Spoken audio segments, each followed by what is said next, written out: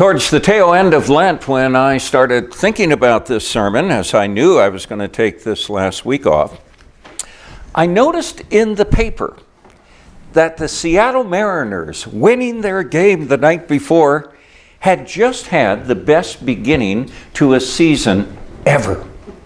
Ever. So for a Mariners fan, such as I am, having the best start to a season ever is pretty big time stuff. And so, of course, because I just couldn't believe it, I left the small article that was on the side of the paper and went immediately over to the standings. And sure enough, the M's had won 10 out of the last 12 games. And were on top of the American League West with, at that moment, the best record in baseball. Amazing, stunning, earth-shaking. Wow, this could be our year. And in order to have that conviction, of course, I just needed proof. And that's okay, because that's the way the world works. Now, as of yesterday, we're still a respectable 18-12, which makes us the 5th best in the majors, which is pretty exhilarating still. But we're on our predictable slide right into the middle of mediocrity. And once that happens, my anxiety level just kind of goes down, and I don't have to worry for the rest of the season. Now, if that wasn't enough, you may have also noticed just a few weeks ago that a different definition of matter seems to have been discovered. Using the potassium atom and subjecting it to extreme temperatures and pressure, scientists found something that is a liquid and a solid at the exact same time. They said to envision it, just imagine a sponge leaking water, which of course is very easy to do, but then realize that the sponge itself is made out of water, which is not quite as easy to visualize. So the old solid, liquid, gas stuff that we learned in 3rd grade is now solid, liquid, gas, and something else almost entirely incomprehensible. So the headline drew me and possibly thousands to the article about it. Read it and believe. And then dabbling in the sciences for just one more minute. You and I have had to think hard about picturing black holes, where gravitational force is so extraordinary that light cannot even escape it. I was 3 years old when the whole concept of a black hole existing in space was first published, despite the fact that the whole idea of them were dreamt up 2 years before my dad was born a century and a year ago.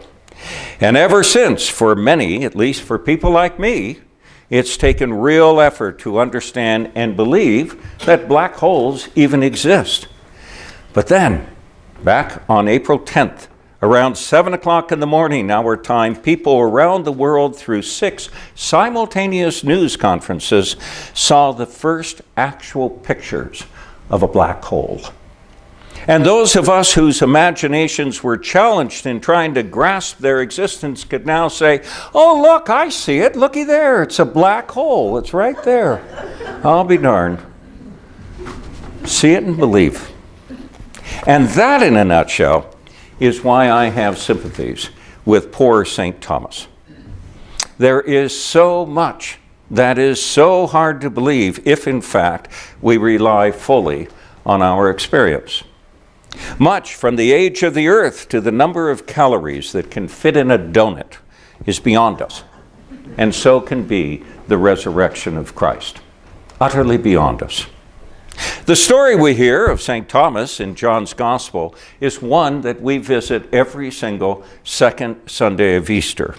And most of the time, our natural reaction is to wonder how Thomas just couldn't get it. I mean, it's right in front of him. So let me digress for a minute. One of the things that we really need to remember with this particular reading from the Gospel according to John is that John and his followers had a very complicated and not so cheerful relationship with Thomas and his community.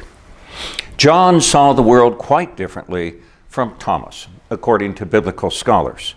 And you can appreciate that if you're looking for it in John's Gospel.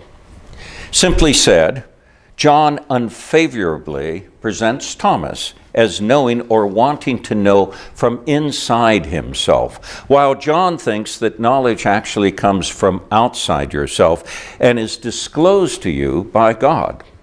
And that's the conflict concerning knowing something that made its way into this particular story. We don't really worry about this kind of stuff today, but it was big time back then. The second thing to remember is the absolute obvious. Thomas is no different than his fellow followers. After all, the other disciples also got to see Jesus before they're attesting to the resurrection. Think back again to what we heard this morning. The lucky 10 were in the upper room with the doors shut and locked on that evening of the first day. They hadn't figured out this resurrection stuff either prior to Jesus' appearance, even though Mary Magdalene had informed them of the good news and the fact that she had actually seen him. But then our resurrected Lord appeared to them, again Thomas being absent, and what did they do? They believed. Then following that, a week later, Jesus appeared to Thomas, now also in the camaraderie of the other 10 disciples. And then he believed, and he proclaimed, "My Lord and my God." "Even so," said Jesus, "blessed are those who have not seen and yet believe." What is maybe even more important than that, though, is the fact that Jesus showed Thomas the proof. He met him where he was, even if that was at a weak place in human conviction. Now, the more I wrestle with this passage, the more I'm coming to the conclusion that while it is blessed to believe without seeing, be it in the resurrection or in a liquid that is simultaneously a solid, we live in a world that really does demand seeing. And as a result, it's an extraordinary thing to hear of someone who has this gift of listening to the gospel and getting it. But in my personal experience, those moments are few and far between. By nature, we all want to see proof, the blame for which probably can be laid at the feet of Aristotle, who flourished 500 years prior to John writing his gospel. So if that is the hand we are playing today, where then do folks find such proof? Proof that is cheerfully provided by God. Well, the answer, of course, is in all of us, in us. It's found in our gathering here and all over the world, Sunday after Sunday, that people find in the communion not only a kinship with Jesus, but also the same with one another. We are the friends he was talking about the night before he died. It's in the prayers in which we hold one another that people find him entering into the lives of the afflicted, the sick, the suffering. It's in our gathering together when another is being baptized or married or buried that folks see Jesus as a hope and a foundation for ministry, partnership, everlasting life. It's in our helping hapless dogs and cats and stranded travelers and the homeless, those in need of medicine or food, that others can see Jesus by remembering his telling the parable of people ministering to the poor and thus ministering to the king. Sometimes this disclosing Jesus to the world can be as easy as falling off a log floating down the river. It's not unlike looking at a sunrise coming over the Swan Mountains and being filled with an awe that sends a person immediately into an awareness that God not only exists, but is creating even today with power and might. On other occasions, believing and disclosing can be tough. It can feel like an effort akin to moving several mile-thick crustal plates over millions upon millions of years, producing something like the Lewis overthrust in Glacier National Park in order for us to appreciate the age of the earth.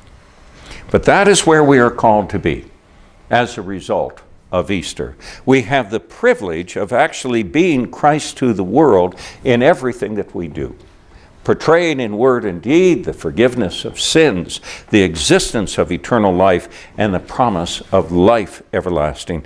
That's what we are about. as Easter people.